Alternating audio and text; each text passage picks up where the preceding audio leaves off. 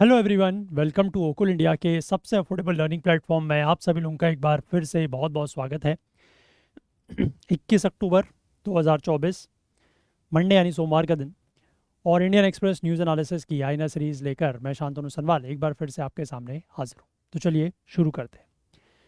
तो न्यूज़पेपर पर चलें उससे पहले मैं आप लोगों को एक बार बता दूँ कि हमारा जो ये सी सेट का लाइव क्लासेस का बैच चल रहा है, इसमें अभी तक हम लोग बेसिक कॉन्सेप्ट्स डिस्कस कर चुके हैं और आज से हम लोग जो हैं वो अपने रीजनिंग और क्वांट्स के जो मेन टॉपिक्स होते हैं उनको स्टार्ट करने जा रहे हैं। तो आप में से अगर कुछ लोग अभी भी इंटरेस्टेड हैं, क्योंकि कुछ सीट्स इसमें अभी भी बाकी हैं, अगर आप में से कुछ लोग इंटरेस्टेड हों तो आप लोग ज़रूर एनरोल कर सकते हैं। ठीक है, नीचे डिस्क्रिप्शन में इसका लिंक दिया हुआ है, उसके थ्रू जाके आप इसकी डिटेल्स चेकआउट कर लें और वहीं से चाहें तो एनरोल भी कर सकते हैं। अगर आपको कोई क्वेरी कोई डाउट है तो यहाँ पर एक नंबर दिया है, व्हाट्सएप नंबर है 9150449990। इस नंबर पर आप कांटेक्ट कर लें, यहाँ से आपके जो भी डाउट्स हैं जो भी क्वेरीज हैं उनको सॉल्व कर दिया जाएगा। ठीक है, चलिए। और आगे बढ़ने से पहले मैं एक बार आप लोगों से फिर से रिक्वेस्ट करना चाहता हूँ कि आप में से जो भी लोग इन सेशंस को देखते हैं और आपको किसी भी तरीके की कोई हेल्प या मदद होती है तो प्लीज़ आगे आएँ, कुछ ना कुछ कंट्रीब्यूट करने की कोशिश ज़रूर करें, सो दैट कि थोड़ा सा हमारी भी हेल्प होगी और डेफिनेटली इसका फ़ायदा ये होगा कि ये सेशंस यूट्यूब पर इसी तरीके से और लंबे समय तक चल पाएंगे। ठीक है, चलिए आगे बढ़ें। अब हम लोग न्यूज़पेपर पर चलते हैं और आज के जो आर्टिकल्स हैं वो देखते हैं। तो ये हमारा आज का न्यूज़पेपर है। फ्रंट पेज की अगर हम बात करें तो यहाँ पर लिखा गया है कि 7 employees of infra company gunned down in Kashmir terror attack. यानी कि यहाँ पर कश्मीर में फिर से एक बार एक आतंकवादी हमला हुआ है और जिसमें एक इंफ्रास्ट्रक्चर कंपनी के 7 एम्प्लॉयज़, 7 उसके वर्कर्स को जो है यहाँ पर मारा गया है। ठीक है, तो मतलब ये इस तरीके की घटनाएं जो हैं वो रुक नहीं रही हैं। ठीक है, जम्मू कश्मीर में इस तरीके की जो घटनाएं हैं वो रुक नहीं रही हैं। यहाँ पर तो हालांकि कश्मीर में हुआ है, लेकिन कुछ दिनों पहले आपने देखा होगा कि इस तरीके की जो घटनाएं हैं वो जम्मू के रीजन में भी बहुत ज़्यादा बढ़ गई थी। तो इसको लेकर ज़रूर कुछ सख्त कदम उठाने की ज़रूरत है। ठीक है, इसके बाद आगे हम लोग यहाँ पर बात करें तो यहाँ पर ऐसा कोई और बहुत ख़ास न्यूज़ नहीं है। ठीक है, यहाँ पर यह लिखा गया है कि यूएई और आसियान के साथ भारत का जो ट्रेड गैप है वो बढ़ गया है। इसी वजह से भारत ने और देशों के साथ अपनी बातचीत जो है वो इस मामले को लेकर रोक दी है। ये बेसिकली बात इस बारे में हो रही है कि भारत ने जो एफटीएज मतलब नेगोशिएट किए हैं, that is free trade agreements किए हैं, उन फ्री ट्रेड एग्रीमेंट्स की वजह से हो क्या रहा है कि भारत को फ़ायदा कम हो रहा है और जो पार्टनर कंट्रीज़ हैं उनको फ़ायदा ज़्यादा हो रहा है, क्योंकि भारत में इम्पोर्ट बढ़ रहा है। ठीक है, और इम्पोर्ट बढ़ रहा है तो ऑब्वियस सी बात है कि import as compared to export अगर बढ़ेगा, इम्पोर्ट ज़्यादा होगा एक्सपोर्ट कम होगा, तो definitely there will be a trade deficit, है ना, बहुत ज़्यादा ट्रेड डेफिसिट हो जाएगा। तो ऐसा ही हो रहा है। ठीक है, चाहे हम यूएई के साथ बात करें चाहे आसियान देशों के साथ बात करें, हमारा जो ट्रेड गैप या ट्रेड डेफिसिट है वो बढ़ते जा रहा है। इसी वजह से भारत जो है वो कुछ और छोटे देश जैसे कि ओमान या पेरू, इनके साथ फ्री ट्रेड एग्रीमेंट को लेकर बातचीत भारत ने फ़िलहाल रोक दी है। ठीक है, और इसमें सोचा जाएगा कि किस तरीके से इसको मतलब इसमें परिवर्तन किया जाए ताकि ये थोड़ा बहुत हमारे फेवर में भी हो। ठीक है, चलो आगे बढ़ते हैं। देन बीच के पेजेस में सच कोई खास की काम की न्यूज़ हमारे नहीं है। ठीक है, यहाँ पर भी कुछ नहीं है। एक्सप्लेन्ड इकोनॉमी वाले पेज पर एक आर्टिकल है और वो ये है कि solar imports could soar to $30 billion as India targets 2030 renewable goals.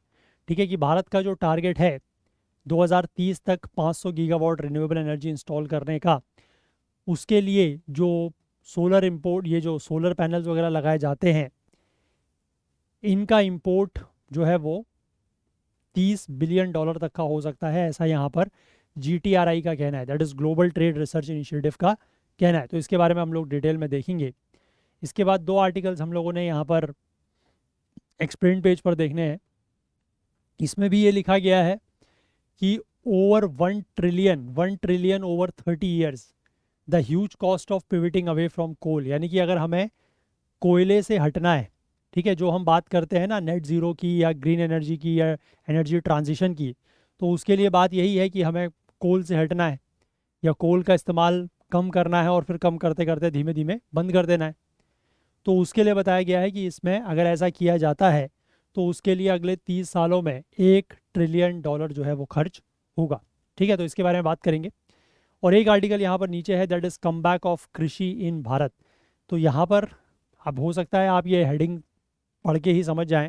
Come back of कृषि इन भारत का मतलब ये है कि आज के समय में फिर से ये देखा जा रहा है कि एग्रीकल्चर के ऊपर जो डिपेंडेंस है और दी लाइवलीहुड वो बढ़ता जा रहा है। ठीक है, मतलब आजीविका के लिए लोगों की जो निर्भरता है कृषि के ऊपर, एग्रीकल्चर के ऊपर, वो बढ़ती जा रही है।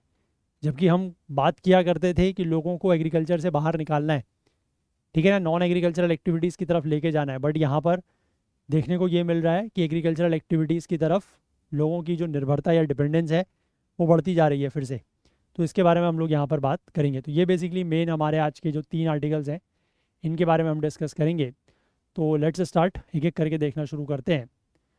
तो ये हमारा सबसे पहला आर्टिकल है, solar imports could soar to $30 billion as India targets 2030 renewable goals. अब देखो ये क्या है, भारत का जो एम्बिशियस गोल है 500 gigawatt renewable energy capacity install करने का 2030 तक, may drive the country's annual solar equipment imports. इसकी वजह से देश का जो एनुअल सोलर इक्विपमेंट का इंपोर्ट है, क्योंकि हमारे देश में अगर इस तरीके के सोलर पैनल्स लगाने हैं तो हम लोग पूरा का पूरा स्क्रैच से नहीं लगा सकते, क्योंकि ये बनाने भी तो पड़ेंगे। ये सोलर पैनल्स हम पूरी तरीके से ज़ीरो से नहीं बना सकते।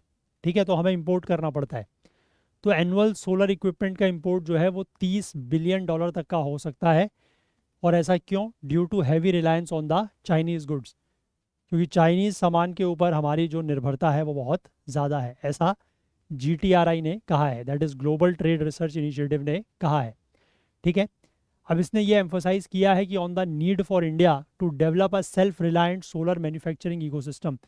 इस बात के ऊपर जोर दिया है कि भारत खुद का, ठीक है, खुद का सोलर मैन्युफैक्चरिंग इकोसिस्टम बनाए, पर्टिकुलरली ऐसे की एरियाज़ में जैसे कि पॉलीसिलिकॉन और वेफर प्रोडक्शन में। ठीक है, पॉलीसिलिकॉन और वेफर के प्रोडक्शन में जो है वो भारत अपना खुद का मैन्युफैक्चरिंग इकोसिस्टम बनाए। इसके अगर ऐसा नहीं होता है तो फिर क्या होगा? इंडिया में continue to face high import cost. ठीक है, ऑब्वियस सी बात है कि अब ये चीज़ें तो चाहिए। अगर आप खुद से प्रोड्यूस नहीं कर पा रहे हैं तो फिर आप इंपोर्ट करेंगे, और इंपोर्ट करेंगे तो ऑब्वियस सी बात है इंपोर्ट कॉस्ट लगेगी। आप कोई भी सामान अगर देश में लेके आ रहे हैं, इंपोर्ट कर रहे हैं, तो देश से पैसा बाहर जाएगा, है ना। And this will jeopardise its ability to meet its renewable energy targets. और इसकी वजह से हमारी जो रिन्यूएबल एनर्जी टारगेट्स को पूरा करने की जो एबिलिटी है उसके ऊपर भी असर पड़ सकता है। इसके बाद आगे लिखा है, इंडिया ने 2023-24 में 15 गीगावाट सोलर कैपेसिटी जो है वो ऐड की है, और अब हमारी टोटल जो कैपेसिटी है 90.8 गीगावाट हो गई है सितंबर तक। 2014 के 2.8 गीगावाट से ये काफ़ी ज़्यादा है। ठीक, लगभग 30 टाइम्स इंक्रीज हम लोग कर चुके हैं। हालांकि GTRI का ये एस्टिमेट है कि 500 गीगावाट का टारगेट अगर हमें पूरा करना है 2030 तक, मतलब अगला हमारे पास लगभग, अब आप कह सकते हैं कि 6 साल के आसपास है। ठीक है, 6 सवा 6 साल के आसपास। तो अगर हमें ये टारगेट पूरा करना है तो country must increase installations to 65 to 70 gigawatt annually.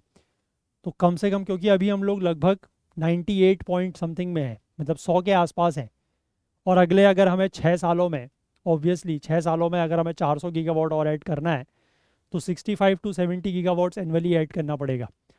ठीक है, और उसमें with solar power expected to account for over 80% of this capacity. मतलब ये 500 गीगावाट जो है ना, ये रिन्यूएबल की बात हो रही है, सिर्फ सोलर की बात नहीं है। This is all about renewable.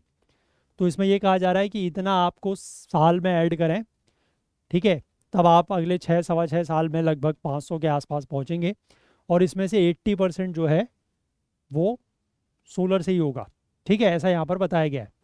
अब इसके बाद 2023-24 का जो इकोनॉमिक सर्वे है उसने भी एक बात हाईलाइट यहाँ पर की है। क्या है देखो, उसने ये कहा कि चाइना का जो मैन्युफैक्चरिंग ट्रेड सरप्लस है ये 2019 से बढ़ रहा है।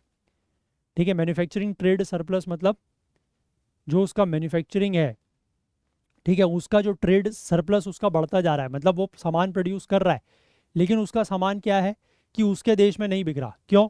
क्योंकि वहाँ पर डोमेस्टिक डिमांड जो है वो काफ़ी कमज़ोर है।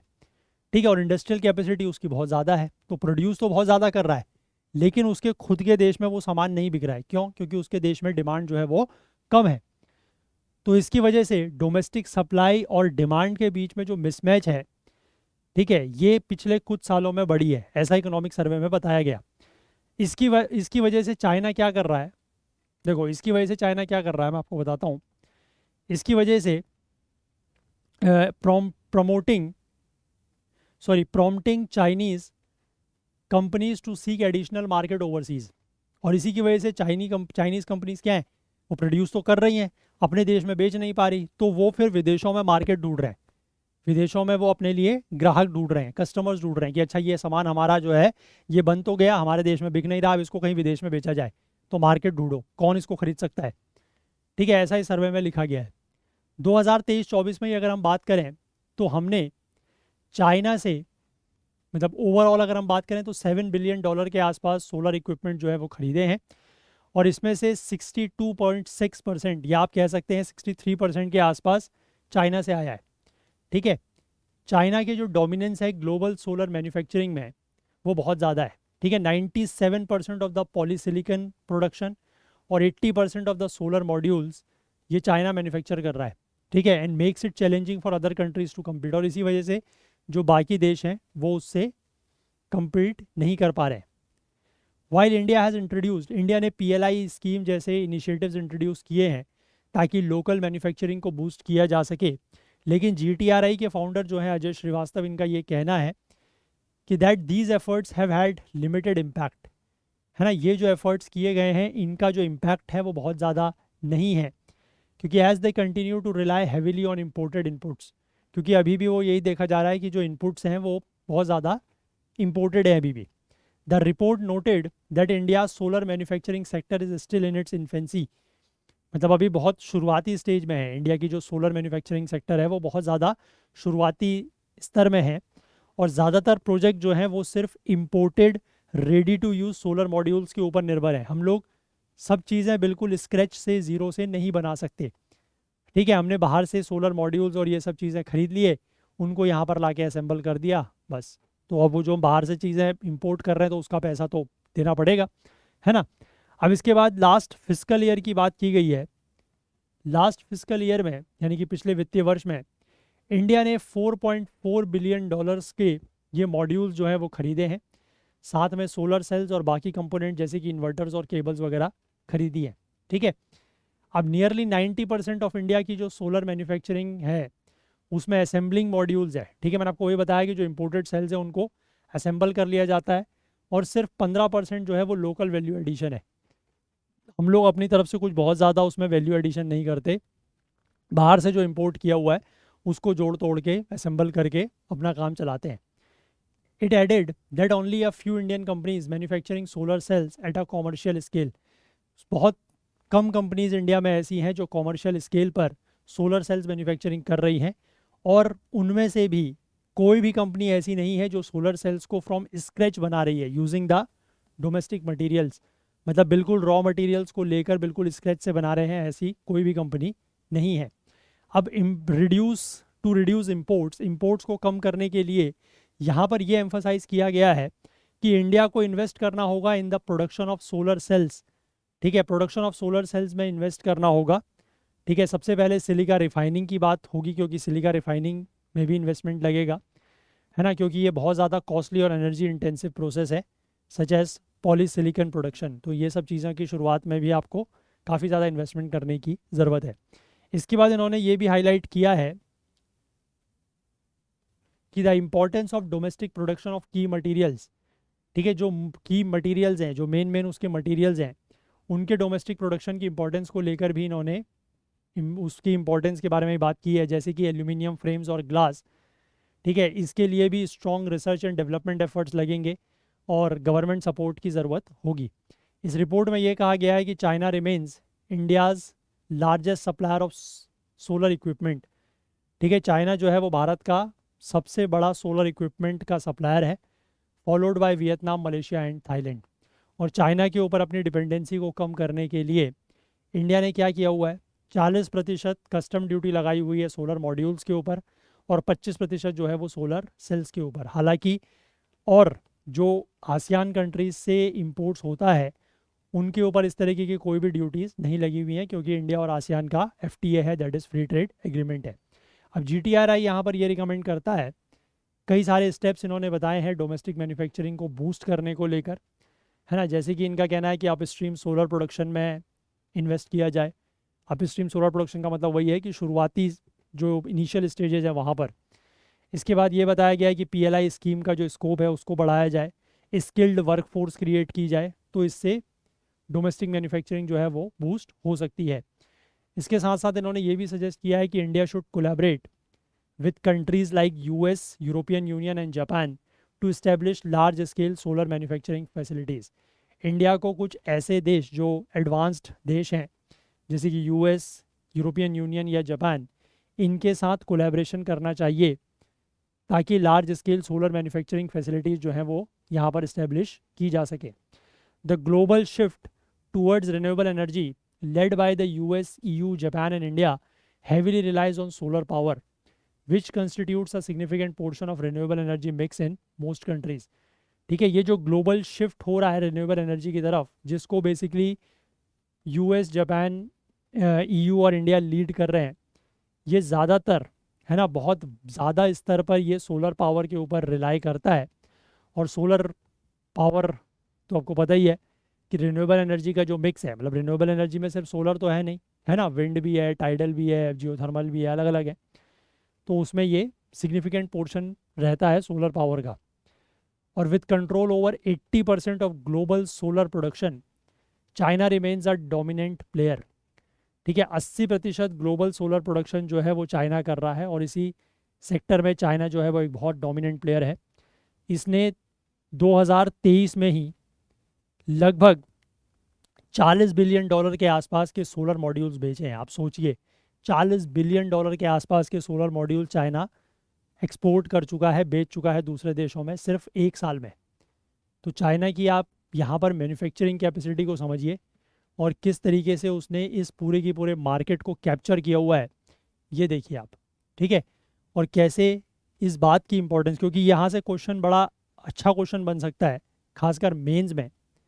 ठीक है, क्योंकि सोलर पावर की तो ज़रूरत है ही है। अब इसमें क्वेश्चन इस तरीके से बन सकता है कि हमारा जो ये है टारगेट है, ठीक है, जो एक एम्बिशियस टारगेट है 2030 तक 500 गीगावाट रिन्यूएबल एनर्जी कैपेसिटी को इंस्टॉल करने का, उसमें क्या क्या चैलेंजेस या क्या क्या चुनौतियां हो सकती हैं। ठीक है, और उसमें ये भी लिखा जा सकता है, मतलब एक स्टेटमेंट के फॉर्म में, कि रिन्यूएबल एनर्जी के मिक्स में हमें ये पता है कि सोलर पावर जो है वो मेजर शेयर है उसका।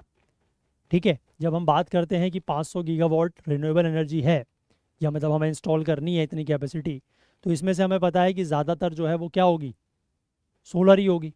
ठीक, अब ज़्यादातर अगर सोलर होगी तो सोलर को लेकर क्या क्या चैलेंजेस या क्या क्या चुनौतियां हैं हमारे देश में। ठीक है, तो वहाँ पर आप ये सारी चीज़ें लिख सकते हैं। आई होप बात समझ रहे हैं। तो यहाँ पर जो भी ये पॉइंट्स इन्होंने बताए हैं, जो सजेशंस दिए हैं, जो रिकमेंडेशंस दिए हैं, उनको आप लिख सकते हैं कि ये चीज़ें की जा सकती हैं। ठीक है, आई होप क्लियर है बात, इसीलिए मैंने इसको थोड़ा सा डिटेल में कवर किया, क्योंकि इंपॉर्टेंट आर्टिकल है और यहाँ से क्वेश्चन भी डेफिनेटली पूछा जा सकता है। ठीक है, चलो इसको आप लोग किस में लोगे, एनर्जी की बात हो रही है वैसे तो, इकोनॉमी में आप इसको ले सकते हैं। ठीक है, चलिए आगे बढ़ें। इसके बाद बात करेंगे ये वाले आर्टिकल की, $1 trillion over 30 years, the huge cost of pivoting away from coal. अब देखो इसमें क्या है, for a just transition away from coal. अब ये जस्ट ट्रांजिशन क्या है, ये अभी आपको आगे समझ में आएगा। ठीक है, for a just transition away from coal, India को लगभग अगले 30 सालों के लिए, मतलब अगर हमें कोल से अलग होना है, ठीक, कोल का इस्तेमाल कम करते करते बिल्कुल अगर बंद करना है, तो उसके लिए हमें अगले 30 सालों में $1 ट्रिलियन या 84 लाख करोड़ जो है वो लगेंगे। ठीक है, ऐसा यहाँ पर एक स्टडी में कहा गया है। एक एनवायरनमेंट और climate change research think tank है जिसका नाम है iForest, international forum for environment sustainability and technology, इसका ये कहना है। ये अपने आप में इस तरीके की पहली स्टडी है जिसको पिछले हफ्ते पब्लिश किया गया, that attempted to estimate the cost of phasing down coal mines and coal plants. ठीक है, जिसमें ये एस्टिमेट किया गया कि जो कोल माइंस है, ठीक है, जो कोयले की खदानें हैं, जो कोयले से चलने वाले पावर प्लांट्स वगैरह हैं, उनको अगर हम फेज डाउन करते हैं, मतलब उनको अगर हम धीमे धीमे उनका यूज़ कम करना शुरू करते हैं, तो उसकी क्या कॉस्ट होगी, ये इन्होंने एस्टिमेट किया। साथ ही साथ the cost of ensuring socio economic stability in coal dependent regions. ठीक है, अब कुछ ऐसे रीजन्स हैं जहाँ के लोगों की जो पूरी की पूरी, या आप कहिए कि उस पूरे के पूरे रीजन की जो इकोनॉमी है वो बहुत ज़्यादा हद तक कोल डिपेंडेंट है। तो ऐसे रीजन्स की जो सोशियो इकोनॉमिक स्टेबिलिटी है, ठीक है, कि एकदम से ऐसा ना हो कि हमने कोल का यूज़ वहाँ पर बंद कर दिया तो उस रीजन की तो इकोनॉमी चौपट हो जाएगी। वहाँ की इकोनॉमी चौपट होगी तो उससे जुड़े हुए जितने भी लोग हैं उनकी स्थिति ख़राब हो जाएगी। तो ये भी इंश्योर करना है कि उन लोगों की सोशियो इकोनॉमिक स्टेबिलिटी जो है वो बने रहे, तो उसके लिए क्या कॉस्ट आएगी। तो ये चीज़ें यहाँ पर एस्टिमेट की गई हैं। Coal will be central to India's energy mix for at least another decade and moving away from it poses a massive challenge. ठीक है, भारत का जो एनर्जी मिक्स है, मतलब जिन चीज़ों का यूज़ करके भारत एनर्जी प्रोड्यूस करता है, उसमें कोल जो है वो सेंट्रल रोल या मुख्य रोल में रहेगा कम से कम अगले 1 दशक तक। ठीक है, और कोल से अगर हम अलग होना चाहते हैं तो ये एक बहुत बड़ा चैलेंज या एक बहुत बड़ी चुनौती है। What will a just energy transition look like. अब यहाँ पर इन्होंने समझाया है कि जस्ट का मतलब क्या है। जस्ट का मतलब है equitable and inclusive shift towards a low carbon economy which will keep in mind the interest of fossil fuel dependent workers and societies। ठीक है, यहाँ पर जो जस्ट ट्रांजिशन की हमने बात की थी, तो जस्ट का मतलब है, जस्ट मतलब एक तरीके से आप कहिए, जैसे कहते हैं ना जस्टिस वर्ड जो है, जस्ट, जस्ट का मतलब हो गया न्यायपूर्ण तरीके से। ठीक है, इक्विटेबल और इंक्लूसिव शिफ्ट। ठीक है, इक्विटेबल शिफ्ट और inclusive shift towards a low carbon economy, जिसमें जो फॉसिल फ्यूल डिपेंडेंट वर्कर्स हैं। अब आप एकदम से ये समझिए कि अगर कोल को आप कहें कि हम फेज डाउन कर देंगे या फेज आउट ही कर देंगे चलो अगले 20-30 साल में भी, तो जो उससे जुड़े हुए वर्कर्स हैं उनका क्या होगा, उनका क्या होगा बताओ। वो तो बेरोजगार हो जाएंगे, उनकी तो नौकरी चली जाएगी। उनकी अगर नौकरी चली गई तो उनके जो परिवार हैं, उनके जो बच्चे हैं, ठीक है, उनका जो पूरा का पूरा समाज है वो तो बर्बाद हो जाएगा। तो उनका भी तो ध्यान रखना है। तो उसी की बात यहाँ पर ये कर रहे हैं। ठीक है, जस्ट का मतलब वही है कि हम जो लो कार्बन इकोनॉमी की तरफ शिफ्ट की बात कर रहे हैं वो कैसा होगा, वो ऐसा होगा कि जिसमें इस तरीके के लोगों के इंटरेस्ट को भी ध्यान में रखा जाएगा। ठीक है, आज की डेट में अगर हम बात करें तो इंडिया जो है वो करेंटली सेकेंड लार्जेस्ट प्रोड्यूसर है कोल का। पूरे दुनिया में भारत दूसरे नंबर पर जो है वो कोल प्रोड्यूस करता है। और वास्ट नंबर ऑफ पीपल जो हैं वो इस इंडस्ट्री से जुड़े हुए हैं। कई सारे लोग जो हैं वो इस इंडस्ट्री से जुड़े हुए हैं। ठीक है, यहाँ पर एक पीआईबी प्रेस रिलीज जो है मार्च के महीने की, उसके अनुसार बताया गया है कि पब्लिक सेक्टर की जो कोल प्रोड्यूसिंग एंटिटीज़ हैं उन्हीं में लगभग 3,70,000 के आसपास इंडिविजुअल्स जो हैं वो काम करते हैं। ठीक है, ये तो सिर्फ पब्लिक सेक्टर की बात कर रहा हूँ मैं। ठीक है, इसके अलावा कई सारे लोग जो हैं वो प्राइवेट सेक्टर में, या जो थर्मल पावर प्लांट्स जो कोयले से चलते हैं, ठीक है, या जो कोयले का लॉजिस्टिक्स ट्रांसपोर्टेशन का काम है उससे जुड़े हुए हैं, है ना। तो कई सारे लोग जो हैं वो इससे जुड़े हुए हैं। सिर्फ कोल प्रोडक्शन की बात नहीं है, बट उससे जो जुड़ी हुई एक्टिविटीज़ हैं उनसे भी कई सारे लोग जुड़े हुए हैं। तो उसका ये बात कर रहे हैं। अब इंडिया जो है वो अपना रिन्यूएबल एनर्जी कैपेसिटी को बढ़ा रहा है क्योंकि हमें नेट जीरो के एमिशंस को अचीव करना है, तो amount of green house gases emitted which are offset in the atmosphere and or with technology by 2070, it will be important to not leave behind those who depend on coal for their livelihoods. ठीक है, but such a transition will not be cheap. तो इसमें वही लिखा गया है कि जो हम रिन्यूएबल एनर्जी कैपेसिटी बढ़ा रहे हैं क्योंकि हमें नेट जीरो एमिशंस को अचीव करना है, तो नेट जीरो एमिशंस कैसे होंगे? नेट जीरो एमिशंस तो आपको पता ही है कि नेट जीरो का मतलब तो ये है नहीं कि हम मतलब एमिशन ज़ीरो कर देंगे। इसका मतलब है कि जो एमिशंस हो रहे हैं उसको हम किसी और तरीके से ऑफसेट करने की या एब्जॉर्ब करने की कोशिश करेंगे किसी टेक्नोलॉजी वगैरह की मदद से। ठीक है, तो इसमें ये चीज़ बड़ी इंपॉर्टेंट है ध्यान रखने वाली कि जो लोग अपनी आजीविका के लिए कोयले के ऊपर निर्भर हैं, ठीक है, उनको भी साथ लेके चलना है, उनके बारे में भी सोचना है। ठीक है, ऐसा नहीं कि सिर्फ आपने ये कह दिया कि हम तो कोयले को बंद कर देंगे, कोयले का इस्तेमाल, तो ये बेचारे लोग कहाँ जाएंगे इतने सारे। ठीक है, तो but such a transition will not be cheap, लेकिन इस तरीके का जो ट्रांजिशन है वो किसी भी स्थिति में सस्ता नहीं होगा, ऐसा यहाँ पर बताया गया है।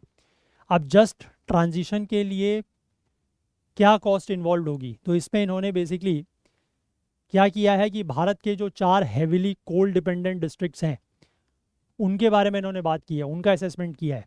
ठीक है, वो 4 कौन कौन सी डिस्ट्रिक्ट्स हैं वो आगे मेंशन किया गया है, वो वहाँ पर देखेंगे। ठीक है, और इसके बाद इन्होंने इस तरीके के जो जस्ट ट्रांजिशन इकोनॉमिक प्लान्स और जगह और देशों में फॉलो किए गए हैं जैसे साउथ अफ्रीका, जर्मनी, पोलैंड में, उसका इन्होंने रिव्यू किया है। और इस स्टडी ने जो है ये अराइव हुई है 8 ब्रॉड कॉस्ट कंपोनेंट्स के ऊपर। इसमें सबसे पहला ये है the cost of mine closures and repurposing, कि जो माइंस हैं, कोयले की जो माइंस हैं, उनको बंद करने के और उनकी रीपर्पजिंग, मतलब आप कोयले की खदान को आप बंद करेंगे, उसको किसी और पर्पज़ के लिए यूज़ करेंगे तो उसमें क्या कॉस्ट लगेगी। ठीक है, एक तो वो उससे जुड़ी हुई कॉस्ट। इसके बाद आप कोल प्लांट्स को रिटायर करेंगे, क्योंकि कोल प्लांट्स अगर आप नहीं चलाएंगे, कोल थर्मल प्लांट्स, तो उनको आप बंद करेंगे। उसके बाद उस साइट का इस्तेमाल, उस जगह का इस्तेमाल आप क्लीन एनर्जी के लिए यूज़ करेंगे, तो उसमें क्या कॉस्ट लगेगी। इसके बाद ग्रीन जॉब्स के लिए लेबर को स्किलिंग करनी पड़ेगी। अब आज की डेट में ऑब्वियसली जो आदमी थर्मल पावर प्लांट में, कोयले के थर्मल पावर प्लांट में काम करता होगा, क्या वो रिन्यूएबल एनर्जी के, सोलर एनर्जी के प्लांट में काम कर लेगा? नहीं कर पाएगा। क्यों? क्योंकि उसके पास वो स्किलिंग नहीं है, स्किल्स नहीं है, उसको पहले सिखाना पड़ेगा, तो उसमें भी कॉस्ट लगेगी, है ना। इसके बाद economic diversification in the form of new businesses. अब ऑब्वियस सी बात है कि जब ये चीज़ें बदलेंगी तो बिजनेसेस के फॉर्म्स भी बदलेंगे, तो वो बिजनेसेस के जो फॉर्म्स बदलेंगे उसमें इकोनॉमिक डाइवर्सिफिकेशन होगा, उसमें पैसा लगेगा। कम्युनिटी सपोर्ट देनी पड़ेगी, उसमें पैसा लगेगा। Investments for green energy, green energy के लिए इन्वेस्ट करना पड़ेगा, वहाँ पैसा लगेगा। इसके बाद revenue substitution for covering loss of states. ठीक है, स्टेट्स के लिए रेवेन्यू का लॉस होगा, उसके लिए पैसा लगेगा। ठीक, इसके बाद आगे लिखा है रफली जो ये $1 ट्रिलियन की बात की गई है उसमें से 48% वो इन्हीं कॉस्ट के लिए लगेगा। ठीक है, will be required to meet these costs over the next 30 years and that will go towards green investment for building energy infrastructure। ठीक है, एनर्जी इंफ्रास्ट्रक्चर बिल्ड करने के लिए ग्रीन इन्वेस्टमेंट, उसमें पैसा लगेगा, और जिसके थ्रू फिर कोल माइंस और कोल फायर्ड पावर प्लांट्स को जो है वो रिप्लेस किया जाएगा। अब इसके लिए पैसा आएगा कहाँ से? अगला सवाल ये, सबसे पहला तो ये सवाल है, पैसे को लगाओगे कहाँ, वो तो अलग चीज़ है। सबसे पहली बात यह है ना कि पैसा आएगा कहाँ से। तो इसमें ये लिखा है a combination of public funding. ठीक है, पब्लिक फंडिंग ग्रांट्स और सब्सिडीज़ के रूप में हो, है ना, मतलब सरकार की तरफ से पैसा मिले ग्रांट्स के रूप में, सब्सिडीज़ के रूप में। फिर प्राइवेट इन्वेस्टमेंट की बात की गई है कि ग्रीन एनर्जी प्लांट्स और इंफ्रास्ट्रक्चर में प्राइवेट इन्वेस्टमेंट हो। ठीक है, ज़्यादातर जो पब्लिक फंडिंग है वो स्टडी में एस्टिमेट किया गया है कि वो नॉन एनर्जी कॉस्ट के लिए होगी, जैसे कि community resilience during the transition. Community के लिए जो पैसा लगेगा उसमें ये वाला पैसा यूज़ होगा, जो सरकार की तरफ से जो पब्लिक फंडिंग होगी वो। इसके बाद जो न्यू ग्रीन जॉब्स के लिए वर्कर्स को सिखाना होगा, स्किलिंग करनी होगी, उसके लिए खर्च होगा। इसके बाद न्यू बिजनेसेस के लिए इकोनॉमिक सपोर्ट प्रोवाइड करना, जो कि ओल्ड कोल बेस्ड इंडस्ट्रीज़ को रिप्लेस करेंगे, तो उसमें ये पैसा लगेगा। और यहाँ पर यह भी लिखा गया है कि भारत में लगभग 4 बिलियन के आसपास डिस्ट्रिक्ट मिनरल फाउंडेशंस फंड है, जिसका पैसा माइनर्स से कलेक्ट किया गया है। इस फंड का भी इस्तेमाल किया जा सकता है। और साथ ही साथ कंपनीज़ का जो CSR फंड होता है, that is corporate social responsibility, उस फंड का इस्तेमाल भी किया जा सकता है। ठीक है, नए बिजनेसेस को सपोर्ट करने के लिए, इन कोल डिस्ट्रिक्ट्स में कम्युनिटीज़ को सपोर्ट करने के लिए। प्राइवेट इन्वेस्टमेंट के को लेकर स्टडी में कहा गया है कि ये ज़्यादातर जो एनर्जी कॉस्ट है ट्रांजिशन की वो कवर करेगी, और न्यू क्लीन एनर्जी प्रोजेक्ट्स जो हैं उसको फंड किया जाएगा प्राइवेट इन्वेस्टमेंट्स के थ्रू। और पब्लिक इन्वेस्टमेंट का पैसा कहाँ कहाँ जाएगा वो आप समझ गए। अब how have other countries approached a just transition, अब बाकी देशों में इस तरीके के जो जस्ट ट्रांजिशन हुए हैं वो कैसे हुए हैं, तो इसको लेकर बताया गया है कि डेवलप्ड और डेवलपिंग कंट्रीज़, इन्होंने या तो कानून लागू किए हैं, ठीक है, या फिर इन्वेस्टमेंट प्लान्स के लिए ऑप्ट किया है with international funding to phase down coal use. ठीक है, साउथ अफ्रीका का जो just energy transition investment plan था उसमें क्या करा गया, उसमें getting financial support for phasing down coal.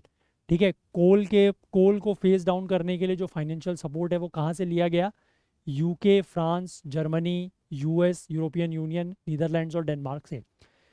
ठीक है, a sum of $98 billion will be required over the next 2 decades to support South Africa's 20-year energy transition, with 8.5 billion to be $8.5 billion to be supplied in 2023 to 2027 period.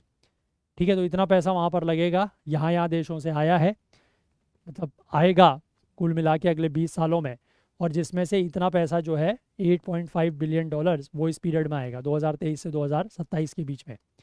अब इसमें से ज़्यादातर जो पैसा है वो ग्रीन एनर्जी इन्वेस्टमेंट्स के लिए यूज़ होगा, और फाइनेंस जो है वो कंसेशनल लोन्स के रूप में मिलेंगे इनको। कंसेशनल लोन्स का मतलब है कि कम इंटरेस्ट पर लोन मिल जाएगा, ग्रांट्स के रूप में मिलेंगे, पब्लिक प्राइवेट पार्टनरशिप के रूप में मिलेंगे। ठीक है, जैसे ये तो एक एग्जांपल हो गया। अब वहीं जर्मनी ने क्या किया है, कानून बनाए हैं, ठीक है, कोल पावर को फेज आउट करने के लिए बाय 2038। ठीक है, और इन्होंने यहाँ पर साथ ही साथ सैंक्शन किया है an outlay of $55 billion to close coal mines and coal power plants, और साथ ही साथ कोल डिपेंडेंट रीजन्स को के डेवलपमेंट को सपोर्ट करने के लिए इतना पैसा इन्होंने दिया है। अब इसके बाद यहाँ पर लिखा है कि what did the study of 4 coal dependent districts in India find, कि ये जो भारत के 4 कोल पर निर्भर वाले ज़िले हैं उनकी स्टडी से क्या पता लगता है। तो जो 4 इन्होंने डिस्ट्रिक्ट्स आइडेंटिफाई किए हैं वो, एक है छत्तीसगढ़ का कोरबा, 2 ज़िले हैं झारखंड के, एक है बोकारो, एक है रामगढ़, और तीसरा है उड़ीसा का अंगुल। ठीक है, इन स्टडीज़ में ये पाया गया है, दीज वर स्टडीड, अच्छा इनकी स्टडी इसलिए की गई है कि इनका जो इकोनॉमिक डिपेंडेंस है कोल के ऊपर और कोल बेस्ड इंडस्ट्रीज़ के ऊपर, उसको एसेस किया जा सके कि इन ज़िलों की जो निर्भरता है, जो आर्थिक निर्भरता है, जो इकोनॉमिक डिपेंडेंस है कोल और कोल बेस्ड इंडस्ट्रीज़ के ऊपर, उसको एसेस किया जाए, और जस्ट ट्रांजिशन की क्या कॉस्ट होगी उसको एस्टिमेट किया जाए। अब जैसे यहाँ पर ये पाया गया कि जो बोकारो है उसकी कोल बेस्ड इकोनॉमी के बारे में जब बात की गई तो उसमें ये कहा गया कि वहाँ पर मल्टीपल कोल प्लांट्स हैं और एक इंटीग्रेटेड स्टील प्लांट है। तो ये 54% ऑफ द डिस्ट्रिक्ट का डोमेस्टिक प्रोडक्ट उसको कंट्रीब्यूट करता है। लगभग 1,39,000 के आसपास वर्कर जो हैं वो कोल माइनिंग में एम्प्लॉयड हैं, कोल प्लांट्स में या उससे जुड़े हुए जो सेक्टर्स हैं जैसे स्टील या सीमेंट में। अगर फुल फेज डाउन किया जाता है कोल का इस डिस्ट्रिक्ट में, तो ये स्टडी में एस्टिमेट किया गया है ये 2040 के बाद हो सकता है, अभी नहीं। ठीक है, it will require an outlay of 1.01 lakh crore.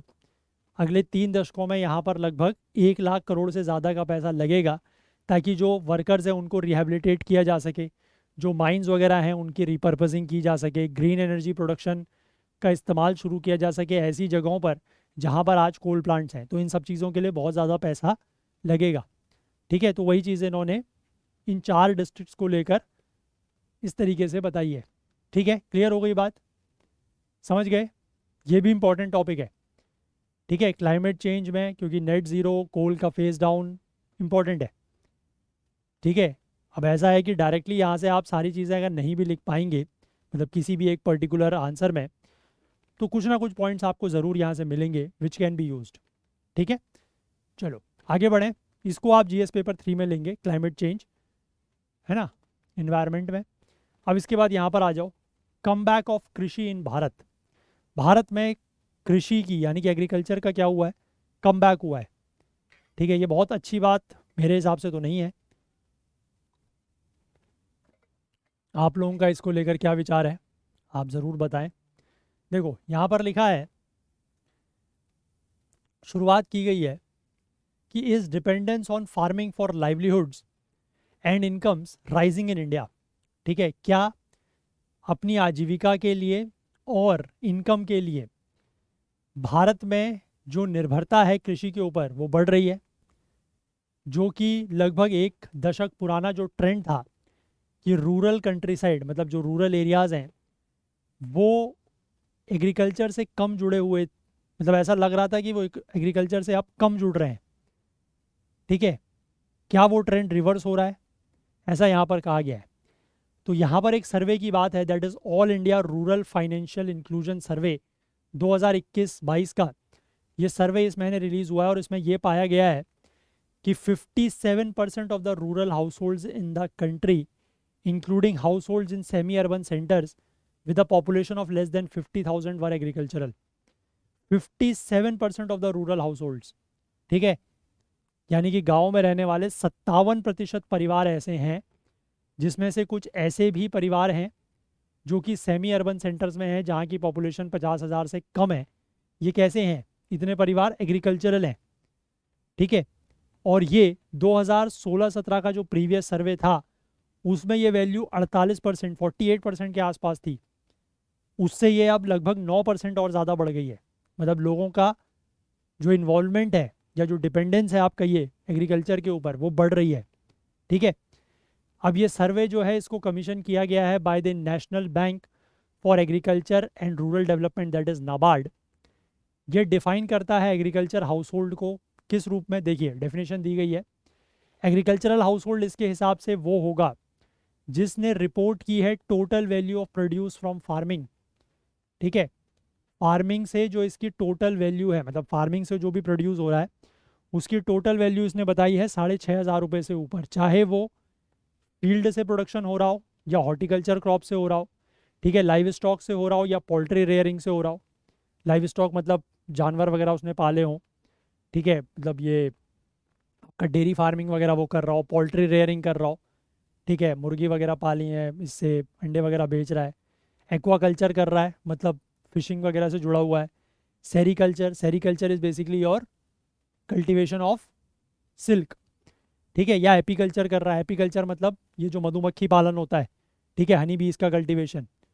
तो अगर ये कुछ भी कर रहा है और इसमें से जो भी उसका प्रोड्यूस है अगर वो 6,500 रुपये से ज़्यादा है तो वो परिवार एग्रीकल्चरल हाउस होल्ड कहलाएगा, ऐसा ये डेफिनेशन में बताया गया है। दूसरा ये लिखा है, and had at least one member who was self employed in such activities during the reference year. और उस परिवार में से कम कम एक व्यक्ति ऐसा हो जो इन एक्टिविटीज़ में सेल्फ एम्प्लॉयड हो, जो रेफरेंस ईयर है उसमें, यानी कि जुलाई 2021 से लेकर जून 2022 के बीच में। ठीक, अब ये 2016 का 16-17 का जब सर्वे हुआ था तो ये जो cut off threshold cut off value थी प्रोड्यूस की, ये 5,000 रुपये थी।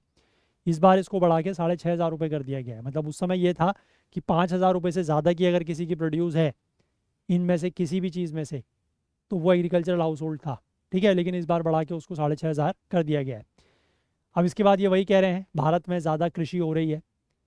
ठीक है, ज़्यादा कृषि हो रही है इन द सेंस कि ज़्यादा लोग कृषि से जुड़ रहे हैं। इसका मतलब ये है रूरल हाउस होल्ड का जो शेयर है जिनको आइडेंटिफाई किया गया है as a cultural, as a agricultural, based on the above definition, ये लगभग लगभग हर राज्य के लिए बढ़ा है। ठीक है, 2016-17 से 2020-21 के बीच में अगर हम बात करें तो हर राज्य के लिए अगर आप देखेंगे तो ये जो डिपेंडेंसी है या share of agricultural to rural households है वो बड़ा है। हर राज्य में आप देख लीजिए, कोई एक आध राज्य आपको ऐसा दिख जाएगा जहाँ पर थोड़ा सा गिरावट आई है, जैसे हिमाचल प्रदेश की बात कर लें। ठीक है, या आप बात कर लें थोड़ा सा कर्नाटक में, थोड़ा सा बात कर लें गुजरात में। ठीक है, थोड़ा सा बिहार में, बिहार में खैर ऑलमोस्ट 47-45 लगभग बराबर है। पंजाब में कम हुआ है, बट जनरली हर जगह जो है वो कृषि से लोग ज़्यादा जुड़ रहे हैं, ज़्यादा एग्रीकल्चरल हाउस होल्ड्स जुड़ रहे हैं, मतलब ये रूरल हाउस होल्ड्स। ठीक है, इसके बाद ये भी लिखा गया है कि जो all India average monthly income है एग्रीकल्चरल हाउस होल्ड्स की 13,661 2021-22 में, ये non agricultural rural house holds की 11,438 से ज़्यादा है। और 2016-17 के सर्वे में भी एग्रीकल्चरल हाउस होल्ड्स जो है वो ज़्यादा एवरेज मंथली इनकम उनकी होती थी compared with their non agricultural rural counter parts. ठीक है, उनकी 8,900 होती थी एग्रीकल्चर वालों की और नॉन एग्रीकल्चर वालों की कम होती थी। ठीक, इसके बाद आगे लिखा है कि एग्रीकल्चरल हाउस होल्ड्स में भी अगर हम बात करें तो contribution of cultivation and animal husbandry to total income was over 45%। मतलब एग्रीकल्चर सेक्टर में भी अगर हम बात करें तो सिर्फ और सिर्फ कल्टीवेशन जो हो रहा है, ठीक है, जो क्रॉप्स का कल्टीवेशन हो रहा है या एनिमल हस्बेंड्री है, उसका शेयर बहुत ज़्यादा है। 2021-22 में 45% के आसपास है, 2016-17 में ये 43% के आसपास था। अब ये this increased share of income from farming activities was seen for agricultural house holds across most sizes of land possessed. अब ये भी है कि जितने भी मतलब कितनी भी एक किसान के पास ज़मीन हो, ठीक है, चाहे बहुत छोटी हो चाहे ज़्यादा हो, उसमें से हर लैंड साइज़ के लिए ये जो एग्रीकल्चरल हाउस होल्ड्स के फार्मिंग एक्टिविटीज़ का जो फार्मिंग एक्टिविटीज़ से जो इनकम आ रही है वो बड़ी है। आप यहाँ पर देख सकते हैं कि 0.01 हेक्टेयर से कम अगर किसी के पास ज़मीन है तो उसके लिए 23.5% से बढ़ के 26.8% हो गया है। ठीक है, अगर किसी के पास 0.41 से लेकर 1 हेक्टेयर तक की ज़मीन है तो उसके लिए 38.2% से बढ़ के 42.2% हो गया है। जिनके पास 1.01 से लेकर 2 हेक्टेयर तक की ज़मीन है उनके लिए भी 52% से बढ़ के लगभग 64% के आसपास हो गया है। और जिनके पास 2 हेक्टेयर से ज़्यादा की ज़मीन है उनके लिए ये 58% से बढ़ के 71.5 के आसपास हो गया है। यानी कि the proportion of households in rural India reliant on agriculture as a livelihood source has registered a sharp increase. ठीक है, यानी कि कुल मिला के सीधी सी बात यह है कि जो प्रपोर्शन ऑफ हाउस होल्ड्स हैं रूरल इंडिया में जो एग्रीकल्चर के ऊपर निर्भर हैं अपनी आजीविका के लिए, उनमें बहुत ज़्यादा बढ़ोतरी हुई है 2016-17 से 21-22 के बीच में। ठीक है, एग्रीकल्चरल हाउस होल्ड्स के लिए भी द इनकम फ्रॉम फार्मिंग से जो इनकम है वो ज़्यादा है। ठीक है, this is correspondingly a smaller share of income coming from non farm sources. Non farm sources से जो इनकम है वो कम हो रही है, जैसे कि गवर्नमेंट या प्राइवेट जॉब्स से, सेल्फ एम्प्लॉयमेंट से, वेज लेबर से, रेंट से, डिपॉजिट्स, इन्वेस्टमेंट, यहाँ से पैसा कम आ रहा है, फार्मिंग से पैसा ज़्यादा आ रहा है। ठीक है, और ये सभी लैंड साइज कैटेगरीज के ऊपर अप्लाई होता है। रिसेंट पीरियड में in other words has witnessed more not less of कृषि और एग्रीकल्चर इन रूरल इंडिया और भारत।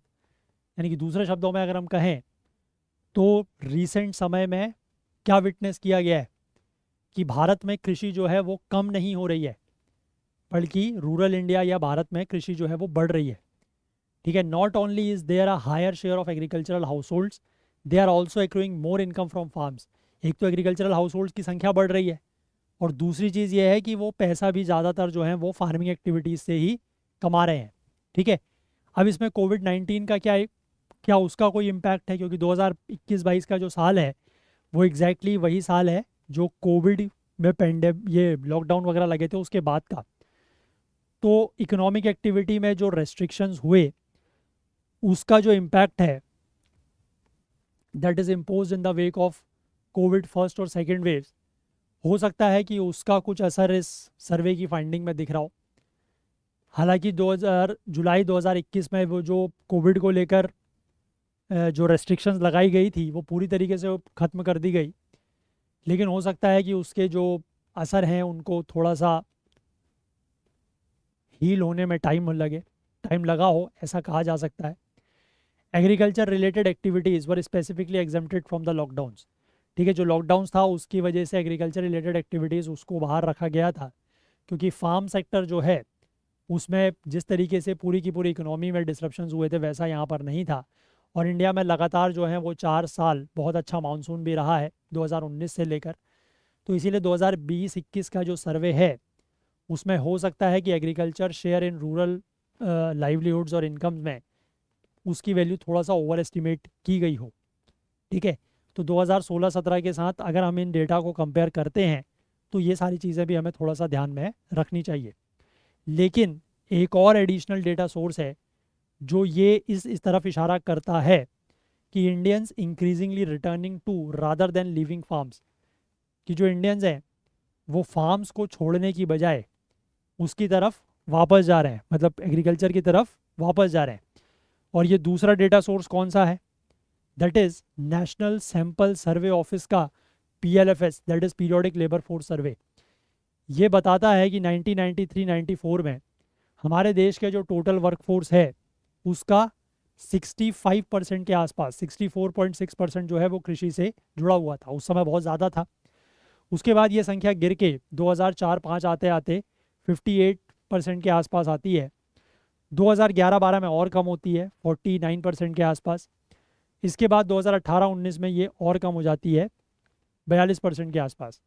उसके बाद ये ट्रेंड जो है वो रिवर्स होना शुरू होता है। देखो, उसके बाद अगर आप देखो 18-19 के बाद, तो यहाँ पर फार्म सेक्टर का जो शेयर है ना, वो 45.6% और 46.5% हो जाता है जो पेंडेमिक अफेक्टेड ईयर्स हैं 2019-20 और 2021 में।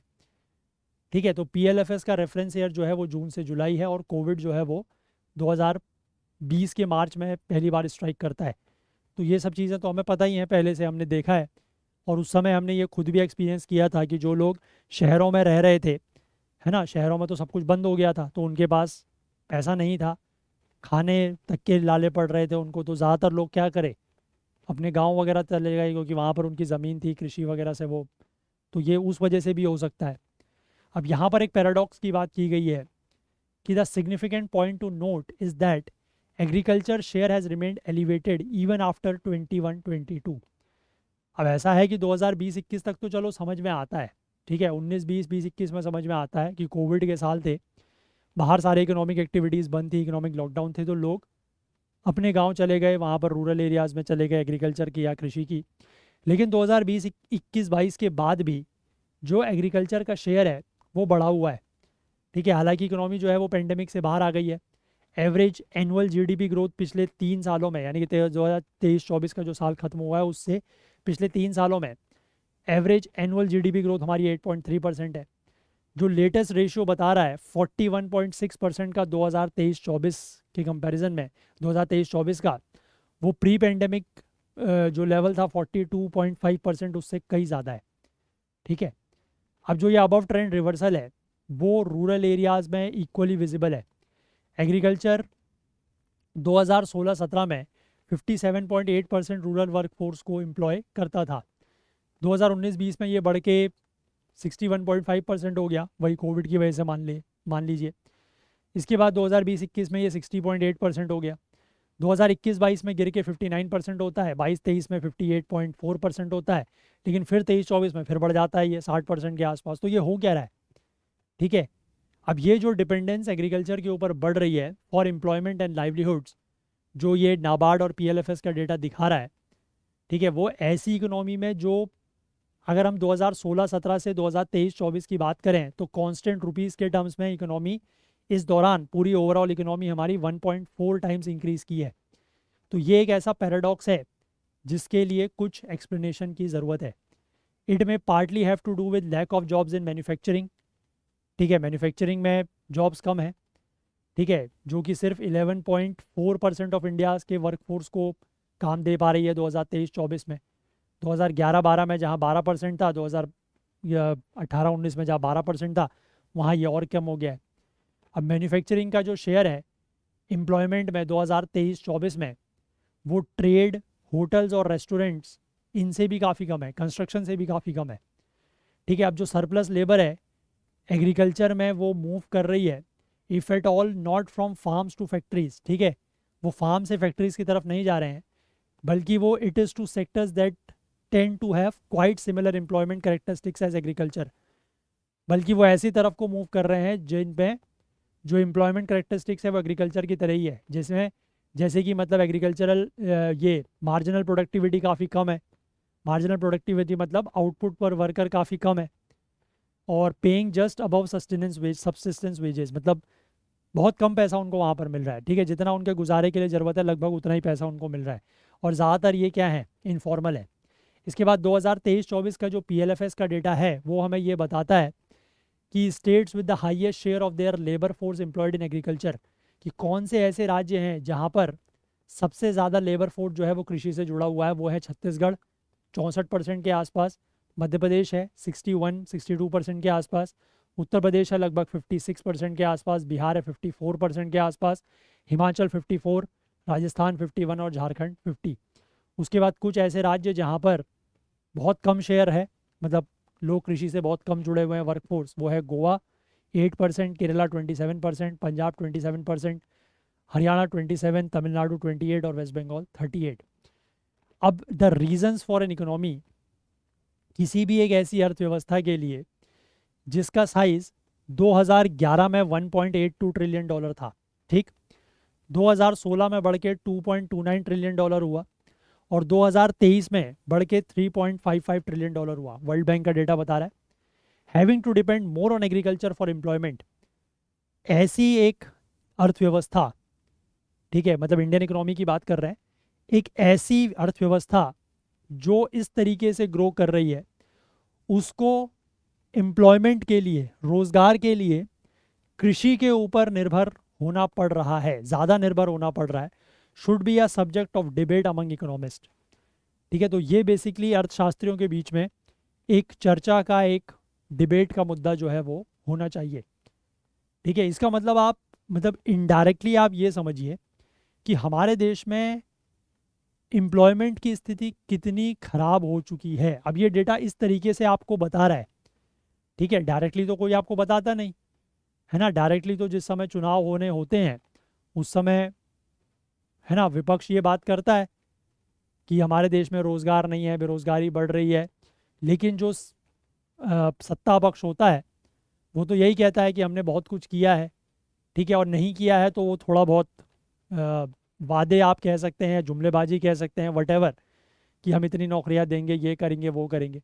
बट आप वाकई में जो यथास्थिति है उसको समझिए। अगर एग्रीकल्चर के ऊपर डिपेंडेंस बढ़ना शुरू हो गया फिर से, क्योंकि देखो एग्रीकल्चर ऑब्वियस सी बात है कि एक लिमिटेड रिसोर्स है, ठीक है, क्योंकि एग्रीकल्चर ज़मीन के ऊपर होगी, हवा में तो करोगे नहीं। अब ज़मीन क्या है, लैंड क्या है, लैंड एक लिमिटेड रिसोर्स है, लैंड को बढ़ा तो सकते नहीं, खींच तो सकते नहीं, स्ट्रेस तो कर नहीं सकते, जितनी है उसके ऊपर ही होगी। उसमें भी अगर आपकी ज़्यादा निर्भरता होने लगी तो आप ये समझिए कि स्थिति कितनी ज़्यादा खराब है। ठीक है, आप इस बात को समझिए कि देश में एम्प्लॉयमेंट की, रोज़गार की स्थिति कितनी ज़्यादा खराब है, इस बात को आप ऐसे समझिए। ठीक है, अगर आपको ये बात इस आर्टिकल को पढ़ के नहीं समझ में आई तो फिर मैं क्या ही बोल सकता हूँ। कृषि के ऊपर निर्भरता बढ़नी, क्योंकि कई बार हम इस तरीके के आर्टिकल्स कवर हमने किए हैं जिसमें ये कहा गया है कि हमें लोगों को कृषि से बाहर लेके आना है, we need to move the people out of agriculture. But यहाँ पर लिखा गया है कि एग्रीकल्चर में लोगों की डिपेंडेंस बढ़ रही है, तो ये बड़ी अजीब स्थिति है कि नहीं है। चलो, तो इसको आप इकोनॉमी में लीजिएगा, एग्रीकल्चर जीएस पेपर 3, और थोड़ा सा इसके ऊपर जो ये बात यहाँ पर मैंने आपको बताई, या जो मैंने आपको इसका आप कह सकते हैं सार बताया, जस्ट बताया, उसके ऊपर थोड़ा सा रिफ्लेक्ट कीजिएगा कि क्या वाकई में ऐसा है। ठीक है, और अपने विचार जो हैं वो हमारे साथ कमेंट्स के थ्रू ज़रूर शेयर कीजिएगा। ठीक, चलिए, तो आज का सेशन इतना ही रखते हैं।